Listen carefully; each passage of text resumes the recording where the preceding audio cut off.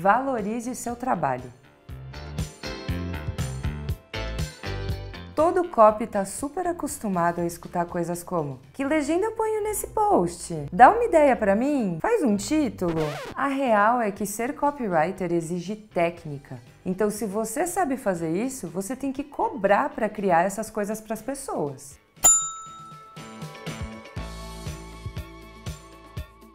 Não é tão legal você tentar representar todo mundo ao escrever com X, um arroba ou a letra E onde deveria ser masculino ou feminino. Se você não conseguir achar uma outra palavra ou forma de escrever, escreva nos dois gêneros. Seja bem-vindo e seja bem-vinda.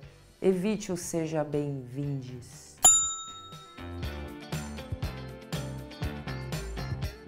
Sejam com tweets, post-its soltos pela casa, escrever no seu diário. É necessário exercitar, especialmente com textos curtos, todos os dias.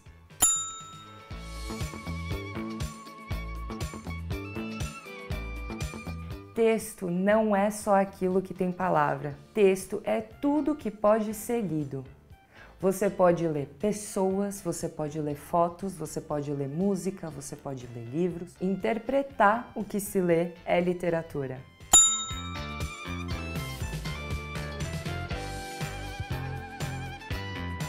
Ser copywriter é ter o dom de expandir o texto para o que ele puder virar. Se você tem um podcast, ele nasceu de um texto de pauta e virou outro formato. Um festival, ele nasce da ideia de um texto e vira outra coisa. Tudo pode nascer do texto e ganhar outros formatos.